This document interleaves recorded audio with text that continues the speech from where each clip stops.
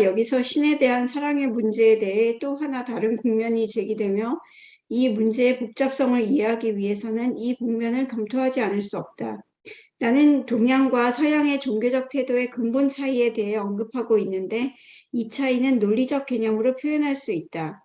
아리스토텔레스 이후로 서양 세계는 아리스토텔레스 철학의 논리적 원리를 지켜왔다. 이 논리학은 A는 A라고 하는 동일률, 모순율 및 배중률에 기초를 두고 있다. 다음 문장에서 아리스토텔레스는 그의 관점을 매우 명백하게 표현하고 있다. 동일한 것이 동일한 것에 동시에 동일한 관련에서 종속하고 동시에 종속하지 않는다는 것은 불가능하다. 변증법적 반대에 대처하려고 우리가 어떠한 다른 구별을 첨가하든 이러한 구별을 첨가할 만하다. 따라서 이것은 모든 원리 중 가장 확실하다. 아리스토 논리학의 이 공리는 우리 사고의 습성에 깊이 침투해 있기 때문에 자연스럽고 자명한 것으로 느껴진다. 한편 X는 A고 B, A는 아니다 라는 명제는 난센스처럼 생각된다. 물론 이 명제는 일정한 시점에서 주사 A에 대해서 언급하는 것이며 현재 X와 이후의 X에 대해 언급하거나 X의 한 측면을 다른 측면과 대립해서 말하는 것은 아니다. 아리스토텔레스의 논리학과 대립되는 것이 이른바 역설적 논리학이다. 역설적 논리학은 A와 BA는 X의 수로로서 상호 배제하는 것은 아니라고 가정한다. 역설적 논리학은 중국 및 인도의 사상, 헤라클레이토스의 철학에서 현저했고 다음에는 다시 변증법이라는 이름 밑에 헤겔과 마르크스의 철학이 되었다. 역설적 논리학의 일반 원리는 노자에 의해 명시되고 있다. 엄밀하게 참된 말은 역설적인 것 같다. 또한 장자에 의해 명시되고 있다. 일은 일이다. 일이 아닌 것도 또한 일이다. 그것은 존재하면서 존재하지 않는다는 역설적 논리학의 공식들은 긍정적이다. 그것은 이것도 아니고 저것도 아니다 라는 또 하나의 공식은 부정적이다. 전자와 같은 사고의 표현은 도교 사상, 헤라클레이토스 및 헤겔의 변증법에서 찾아볼 수 있다. 후자의 공식은 인도 사상에서 자주 나타난다. 아리스토 논리학, 텔레스 논리학과 역설적 논리학의 차이를 더 상세하게 설명하는 것은 이 책의 범위를 넘어서는 일이기는 하지만 이 원리를 좀 더 알기 쉽게 만들기 위해 몇 가지 설명을 덧붙이겠다. 서양 사상에서 역설적 논리학은 헤라클레이토스의 철학에 처음으로 철학적으로 표현되어 있다. 그는 상반되는 것 사이의 투쟁을 모든 존재의 기초로 보았다. 그들은 그 자체에 있어서 투쟁하고 있는 전일자는 그 자체와 같다는 것, 곧 활이나 수금에서처럼 투쟁 상태의 조화를 모르고 있다. 혹은 좀 더 명백하게 말하면 우리는 같은 강물에 들어가지만 같은 강물은 아니다. 그것은 우리이지만 우리가 아니다. 혹은 일이면서도 동일한 것은 살아있으면서 죽은 것으로서, 깨어있으면서 잠자는 것으로서, 어리면서 늙은 것으로서 사물에 나타나 있다. 노자 철학에서는 같은 사상이 좀 더 시적인 형식으로 표현되어 있다. 도교의 역설적 사고의 특징적인 예는 다음과 같은 말에서 볼 수 있다. 무게는 가벼움의 뿌리이고 정지는 운동의 지배자이다. 혹은 본래의 과정에 있는 도는 하는 일이 없고 그러므로 하지 않는 일이 없다. 혹은 나의 말은 매우 알기 쉽고 매우 행하기 쉽다. 그러나 이 말을 알고 이 말을 행할 수 있는 사람은 세계에는 한 사람도 없다. 인도인이나 소크라테스의 사고에서와 마찬가지로 노자의 사고에서도 우리는 사고가 도달할 수 있는 최고의 단계는 알 수 없다는 것을 알게 된다. 알면서도 알지 못한다고 생각하는 것은 최고의 각성이고 모르면서도 안다고 생각하는 것은 병이다. 최고의 신은 명명할 수 없다고 하는 것은 이러한 철학의 귀결에 지나지 않는다. 궁극적 실제, 궁극적 일자는 언어나 사고로 파악할 수 없다. 여러분들이 여기에서 느끼는 현상들을 조금 나누는 시간 같죠. 여러분들이 여기에서 많은 것을 다 깨치려고 하면 무리일 거예요.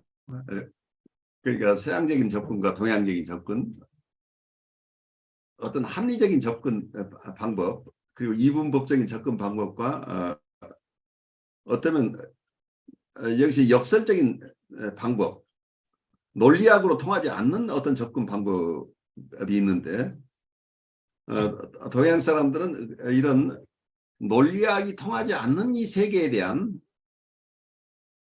이해의 폭이 굉장히 넓게 발달되어 온 것으로 보여요. 그런데 서양 분들은 논리학 중심으로 세계를 이해하는데 오랫동안 익숙해 온 거죠. 그런데 어쩌면 주관과 객관을 명백하게 구별을 하고 합리적으로 판단하는 이러한 어떤 논리학 중심의 이러한 철학, 이러한 사고방식, 이러한 영성적인 이해, 이런 것들이 서양 사람들의 굉장히 특징적인 부분을 보여주고 있는데, 서양의 사상가나 영성가 중에서도 동양적인 사고와 비슷한 사고를 가진 분들이 그리스 시대부터 있었다고 하는 것을 우리가 이해할 필요가 있겠죠. 그리고 깊은 철학이나 영성적인 사회를 하는 분들 중에는 동양적인 사고를 서양 분들이 소화한 부분도 있기 때문에 꼭 동서양을 구별해서 얘기하기는 굉장히 어려워요. 그렇지만 일반적으로 서양 분들은 합리적이고 이성 중심의 어떤 세계관을 견지하고 있고 그 결과로 자연과학의 획기적인 발달을 가져온 합리주의, 이성 중심의 사고방식이 서양 사람들에게 오랫동안 익숙한 어떤 개념이었고 그렇지만 동양 사람들은 이런 이해보다는 논리적이지 않은 세상에 대한 이해를 가지고 살아왔다고 하는 이 얘기를 하고 있어요. 근데 이걸 구체적으로 하나하나 우리가 여기서 다 이해하기는 어렵지만 이러한 동서양의 영성 라인이나 철학 라인에 서로 큰 다른 어떤 이런 흐름들을 우리가 조금씩 이해하면서 우리의 이해의 폭을 조금씩 넓혀가는 과정이 아닐까. 어느 누구도 이걸 다 소화해낼 수는 없어요. 소화해낼 수는 없지만 각자 스스로의 삶을 이해하고 또 주변을 이해하는 과정 속에서 동서양의 철학적인 사조나 영성적인 흐름들을 내 나름대로 체득하는 것이 더 중요할 것이다 하는 생각이 들어요. 그래서 이 시간에 이걸 다 이해할 이런 야심은 품지 마시고 지금 여기서 제시된 얘기들만 해도 굉장히 도전적인 얘기들이 많을 텐데 여러분들에게 느껴지는 것, 여러분들에게 오는 연상이 무엇인지 우선 좀 나누고 그리고 나서 그 다음으로 가면서 논의를 이어가죠. 저는 내용이 무슨 말인지 몰라서 할 얘기가 없습니다. 우리 수녀님이 모른다고 하는 분은 이미 다 알고 계신 분이란 이 지금 에릭 프롬의 얘기를 그대로 사용하고 계신 것 같아요. 아까 마지막에 그 얘기를 했었죠. 인도인이나 소크라테스의 사고에서 마찬가지로 노자의 사상에서도 우리는 사고가 도달할 수 있는 최고의 단계는 알 수 없다인 것을 알게 된다. 이렇게 얘기를 하고 있죠. 알면서도 알지 못한다고 생각하는 것은 최고의 각성이고 모르면서도 안다고 생각하는 것이 병이다. 그래서 아마 우리 윤수연님께서 병이 아니고 각성이 어떤 모습으로 드러나는지를 지금 잘 설명해 주셨어요. 또 다른 각성을 제가 듣고 싶은데 여러분들은 또 어떤 연상을 하시는지 좀 나누시죠. 내가 생각하는 것을 어떻게 증명할 것인가 그 생각을 잠깐 해봤었습니다. 도가에서도 도라고 할 것도 없고 도라고 명명하는 순간 도가 아니고, 그러니까 그 얘기를 들으면 실제계와 상상계와 상징계와 또는 이제 어떤 존재론적 입장에서 그 언어화되지 않으면 존재 자체는 없다라고 하는데, 그게 실제 없어서 없는 건가, 있는데 인지를 못한 건가 하는 그런 일련의 과정. 우리가 알고 있는 것은 우리가 지각할 수 있는 범위 내에서만 알고 있는 것이고 라고 하는 이런 것들이 스쳐 지나갔는데요. 그러면 있으면서도 없고 없으면서도 있는 것은 무엇인가? 저도 이런 질문에 대해서 장난삼아 생각을 해봤었는데, 물건이 존재하려면 먼저 물건이 없다라는 개념이 있어야 그 다음에 그것과 똑같지 않은, 그러니까 물건이 없는 상태로 계속 있다가 물건이 존재하게 되면 변화가 생겼으니까 우리는 그 변화를 인식하는 것이니까 물건의 존재를 인지하게 되는데, 그렇다면 그 인지하기까지 먼저 인지할 수 있는 대상이 없던 상태가 있어야 인지가 되지 않나, 뭐 이렇게 해석을 대충 해서 받아들이고 있습니다만 잘 모르겠습니다. 앞으로 계속 우리가 탐구해야 될 부분이죠. 어떤 멜라니 클라인 식으로 생각을 해본다면 우리는 대상을 파악하는 거가 내 안에 있는 데스 인스팅트나 아니면 라이프 인스팅트를 내 안에 간직하지 못하고 밖으로 투사하는 과정을 먼저 생각을 한다면 내 안에 있는 것이 먼저라고 생각할 수도 있겠죠. 그리고 융이 얘기하고 있는 우리의 원형적인 개념, 우리는 타고나면서 여러 가지 원형을 가지고 태어났다고 한다면 그건 이미 선천적으로 우리가 가지고 있는 것을 밖으로 투사한다고 한다면 먼저 무언가가 있다고 얘기를 할 수 있겠죠. 그런데 어떤 면에서는 인식이 돼야만 대상이 있다고 한다면 그러니 굉장히 주관적인 견해가 되겠죠. 대상은 주관에 의해서 창조된다, 이렇게밖에 얘기를 할 수 없게 되는 거죠.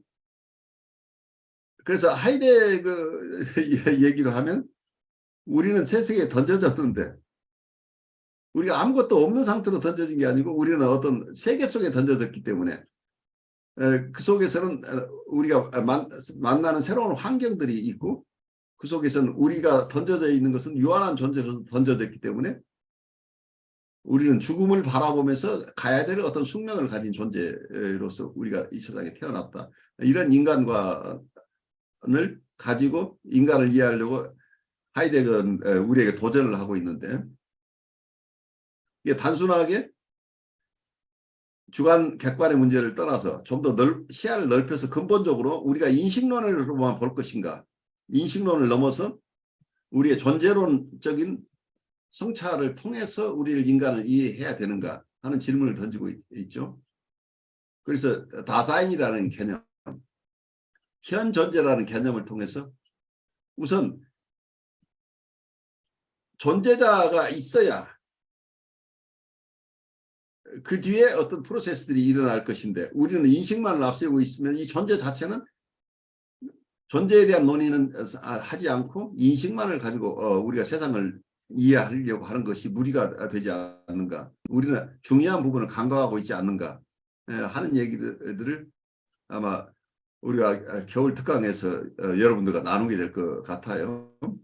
그래서 존재론적인 접근, 내가 누구인가, 우리가 누구인가, 대상이라는 존재는 어떻게 파악할 것인가, 대상 속에서는 우리 정신분석가들이, 정신분석을 공부하는 사람들이 익숙한 우리하고 같이 이 세상을 살아가는 내 주위에 있는 사람도 대상이긴 하지만 내가 거치하고 있는 이 환경도 하나의 대상이고 그 환경 속에 있는 개개의 사물들도 대상이 되고 우리가 사용하는 여러 도구들도 대상이 되는 거죠.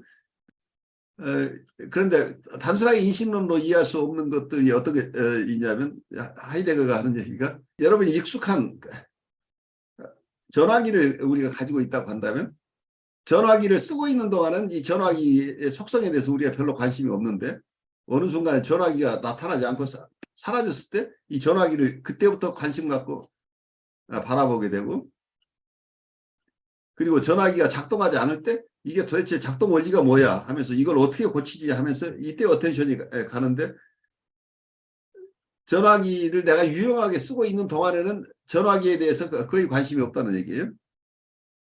근데 이런 쪽에서 보게 되면 우리가 대상을 벌써 인식 대상으로만 생각하는 것인가, 이미 우리에게 주어진 대상들을 주어진 대상들과 함께 사는 일상 속에서 우리가 경험하는 것인데, 멜라니 클라인식으로 얘기를 한다면 우리가 이미 안에 있는 것을 밖으로 투사해서만 대상을 인식하기 시작한다 라고 하는 이런 개념들이 수용되기 어려운 게 아닌가 하는 이런 존재론과 어떤 인식론들이 서로 부딪힐 수 있는 여지들이 있어요. 이렇게 짧게 얘기할 수 있는 것들은 아니지만 아주 깊은 어떤 논란들이 이 속에 숨겨져 있는 거죠. 저는 그 에리 프롬이 사랑의 기술을 이야기하면서 신에 대한 사랑을 왜 굳이 이야기할까 하는 생각을 해봤거든요. 왜냐하면 이 신에 대한 사랑이라고 하면서 우리가 신에 대해서도 우리가 아무리 신앙인이라 해도 하나님에 대해서 정확하게 말할 수 있는 사람은 아무도 없고, 존재를 증명하라 그러면은 증명은 할 수 있는 말은 할 수 있지만은 그렇다고 그 말을 누구나 납득하는 건 아니거든요. 증명이 되지 않고 증명이 안 된다 해서 우리는 존재하지 않는다 할 수도 없는 그런 대상인데, 근데 우리가 어떻게 보면은 여기서 말하는 대로 신의 개념이 있는 것도 아니고 없는 것도 아니고, 이제 말하자면 우리한테는 그런 인식의 대상인데, 문제는 이 신에 대한 사랑이 어쩌면 우리가 의식이라든지 현 존재라는 그런 존재에서 일어나고 있는 모든 사랑이나 이런 것들의 가장 그 근본적인 시작점이 되기 때문에, 결국은 에리 프롬이 신에 대한 사랑을, 진정한 사랑에 대해서 우리가 탐구하려고 그러면은 안 다룰 수가 없다 하는 문제가 생기는데, 근데 문제는 또 다른 문제가 뭐냐면, 여기서 논리에서 말하는 것처럼 이면서도 아닌 것으로 해요. 모순이 아니고서는 도저히 설명이 안 되는 상황이잖아요. 요즘이야 물리학으로서 양자역학 해가지고 하는데, 저는 이 아까 했던 논리의 이야기, 배중률인지 뭐 이렇게 나오는 그 논리 이야기들이 그냥 딱 꿈에서 경험하는 장면 같더라고요. 꿈에서는 경험한 것이 동시에 두 장소가 존재하고 동시에 여러 존재가 나눠지기도 하면서도 하나가 되기도 하고 하는 이런 말도 안 되는 일들이 실제로 꿈에서 일어나는데, 현실에서 경험할 수 없는 걸 꿈에서 경험하면서 꿈을 깰 때는 뭐라고 말하냐면, 야 정말 꿈이 현실 같다라고 말하는데, 사실은 전혀 현실 같지 않고 그냥 그 좀 뭐랄까요, 이미지로 보였기 때문에 현실이라고 했겠지, 실제로는 도저히 현실하고 맞지 않은 그런 이야기거든요. 그런 상황 속에서도 우리가 그 느낌이라는 걸 갖게 되고 뭔가가 의미가 있는 것 같고 이렇게 생각한다면은, 우리가 신에 대한 존재에 대해서 어떤 그것도 보면은 또 신에 대한 사랑도 마찬가지로, 사실은 우리가 하나님을 사랑할 수 있느냐 묻는다 그러면은 사실은 사랑할 수가 없는 대상이거든요. 근데 사랑할 수 없는 대상인데 모든 인간의 사랑의 뿌리가 거기서 나온다고 이렇게 보면은, 이게 참 어렵지만은, 우리가 그런 경험이 있는 사람, 사랑에 대해서 알고 있는 사람은 그걸 사랑이라고 생각하지만은, 그게 아닌 사람 입장에서는 그거는 뭐라면 그 거의 망상이라고 보는 그런 상황이 돼버리잖아요. 근데 그렇게 생각하면은 우리가 이거를 그냥 논리적으로 합리적인 사고로 이해할 수도 없지만, 그렇다고 논리적이고 합리적인 사고를 포기하고 무조건 믿을 수도 없는, 무조건 따를 수도 없는, 근데 그게 사실은 인간 내면 속에서 실제적으로 꼭 신에 대한 사랑만이 아니라 여러 방면에서 그게 일어나고 있는 현상도 같은 것들이 일어나고 있기 때문에, 이 부분이 이해할 수 없으나 느낌적으로 우리의 근본이 된다라는 느낌은 갖게 되는, 아주 좀 뭐랄까 그런 미묘한 그런 정서들이 있습니다. 여러분들이 쉽게 접근할 수 없는 주제예요. 왜냐하면 우리는 아까 우리 논의된 대로 언어로 표현할 수 있는 것, 말로 표현되는 것에만 우리가 얘기를 할 수 있는 이런 환경 속에서 오랫동안 살았죠. 언어와 시간과 어떤 역사가 있는 이런 환경 속에서 우리는 그러니까 이미 그 속에 들어와서 살게 된 거죠.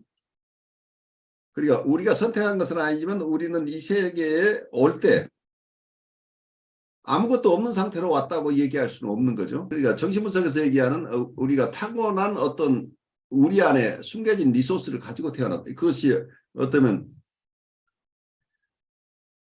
앞으로의 성장 가능성이라고 하는 어떤 트루 셀프라고 표현하고 있는 어떤 것이 우리에게 있다고 하든지, 아니면 융이 얘기하는 여러 가지 아키타입을 우리가 가지고 태어났다고 하든지, 또는 프로이드가 얘기하는 여러 가지 역동들을 우리가 가지고 태어났다고 하든지, 멜라니 클라인이 얘기하는 어떤 역동을 중심으로 하는 엄청난 환상들을 가지고 태어났다고 이렇게 얘기할 수도 있는데, 단순하게 우리가 가지고 태어나는 부분만 가지고도 우리가 합리적인 어떤 결론을 내릴 수가 없어요. 우리가 뭘 가지고 이 세상에 태어났는지. 하지만 우리가 내적인 부분만 보아도 이해하기 어려운데, 여러분들은 한국이라는 사회에 어떤 분은 전쟁 중에 태어나는 분도 있고, 전쟁 직후에 태어나는 분도 있고, 아니면 산업화가 충분하게 성숙한 단계에서 조금 부유한 환경 속에서 사회가 여유 있는 환경 속에 태어난 분도 있고, 그 속에서 태어나는 순간부터 어떻게 살아야 될 것인가에 대한 사회적인 규범들이 있는 사회 속에 태어났죠. 새마을운동 정신으로 살아야 됐던 그 시절에 태어난 분도 있고, 유교적인 관습에 의해서 지배되던 그 사회 속에서 태어나신 분. 근데 사회 전반적으로 어떤 똑같은 것이 아니고 또 가정마다 문화가 다르기 때문에 굉장히 엄격한 집안에 태어나신 분도 있고, 굉장히 관대한 가족 구성원 속에 태어난 분도 있는 거죠. 그래서 새로 태어난 이 아이에게 사회가 요구하는 것이 각각 다르죠. 그러니까 어머니가 사회를 대표하는 분을 어떤 아버지라고 보통은 얘기를 하지만, 그렇게 보지 않더라도 어머니가 바라는 아이, 아버지가 바라는 아이, 형이 바라는 아이, 누나가 바라는 아이가 있겠죠. 조금 성장하면서 그 마을에 있는 사람들이 기대하는 내가 있죠. 이런 환경 속에서 내가 태어났는데, 내가 이미 가지고 태어난 것도 있지만 내가 이 환경 속에서 이미 기대되는 어떤 나의 모습이 있는 거죠. 그리고 이러한 사회를 살아가는데 나를 표현하고 다른 사람을 이해하는 도구로서의 언어가 주어져 있죠. 그래서 언어를 통해서 우리의 자화상도 만들어지고, 또 대상에 대한 어떤 모습들도 우리가 내면화하는데 도움을 받는 거죠. 언어가 없는 시절에도 원시적인 형태의 수사나 내사들이 계속되고 있어서 서로 영향을 주고받지만, 대부분 성숙하면서는 언어를 통해서 세상을 이해하게 되는 거죠. 그래서 언어를 통해서 이해를 하는 것은 어떤 상징성의 세계에 들어오는 거죠. 그래서 우리는 태어나면서부터 나는 이미 어떤 모습으로 성장해야 된다는 내적인 어떤 충동을 타고났을 수도 있고, 나는 내가 내 안에 있는 잠재된 어떤 본래 타고난 어떤 탤런트를 혹은 트루 셀프를 실현해야 된다. 셀프 리얼라이제이션이라는 이런 충동을 우리가 가지고 태어났을 수도 있는데, 또 한쪽에서는 사회가 요구하는 어떤 사람이 돼야 된다고 하는 이런 압력 속에 있기 때문에 지금 정태적으로 나를 파악할 수 없는 거죠. 나는 이미 어떤 방향으로 내적으로 어떤 요구되고 있거나 외적으로 요구되고 있는 것들이 있죠. 나는 어떤 사람이 돼야 될 것 같은 상황이죠. 그러니까 내가 지금 있다고 하는 건 나는 어떤 잠재성과, 나는 이미 잠재성을 가진 존재로 태어나기 때문에 그 잠재성을 실현해 나가는 것이 어떤 방식으로 일어날 것인가 하는데, 정신분석적인 입장에서는 어쩌면 자기 안에 있는 추루한 어떤 모습을 살아내도록 허용되는 환경에 있는 사람도 있는가 하면, 어떤 분들은 자기 안에 어떤 정서가 있거나 어떠한 충동이 있거나 이런 것은 중요하지 않고 외부에서 요구하는 것을 따라야만 살아남을 수 있는 이런 척박한 환경 속에 살아나는 사람도 있기 때문에, 각각 이분들이 자기를 이해하고 자기의 모습을 갖춰가는 과정 속에서 각각 다른 선택을 하게 되는 거죠. 그래서 살아가는 모습이 모두가 각각 다르게 살아가는데 이러한 이 세상에 던져진 존재로서 우리가 살아가는 이 현존자로서 살아가는 우리의 모습들을 어떻게 이해할 것인가. 그리고 우리는 태어나면서부터 무한한 시간을 가진 존재가 아니고 어느 시점이 되면 숙명적으로 죽어야 되는 존재로서 유한성을 가진 존재로 태어나는데, 그렇다고 한다면 내가 태어난 순간부터 죽는 순간까지는 그 시점은 내가 모르지만 이미 결정되어 있는 거죠. 그래서 내 운명의 가장 중요한 부분들은 내가 태어난 것부터 그리고 내가 죽는 이후까지는 이미 결정되어 있다는. 그래서 이 안에서 태어난 이후에 내가 죽음을 알고 죽음을 향해서 나아가면서 내 삶을 살아가는 이 과정에 우리는 다 있는데, 이 도전 속에서 우리가 나를 어떻게 이해하고 그리고 나를 어떻게 성장시킬 것인가, 내가 어떻게 성숙해 갈 것인가 하는 도전 속에 있는 거죠. 그리고 이러한 삶 자체가 의미 있는 것인가 무의미한 것인가, 누가 이 삶에 의미를 부여하는 것인가 하는 여러 가지 질문들을 우리가 할 수 있게 되겠죠. 결국은 정신분석 얘기도 나를 이해하는 것과 대상을 이해하는 것을 통해서 우리의 삶을 건강하게 살아가자고 하는 얘기인데, 우선 내가 누구인가 하는 질문을 우리가 거의 하지 못하고 있었는데, 하이데거나 이런 실존주의 철학자들은 인간의 본질이 무엇인가 하는 것보다 너의 실존의 모습은 너는 누구인가 하는 질문을 던지고 있는 거죠. 개개인의 존재자에게 너를 무엇이라고 생각하는가, 너는 누구냐 하는 질문이죠. 이런 질문들을 우리가 가지고 서로 스트러글링 하는 과정을 우리가 갈 수밖에 없는 거죠.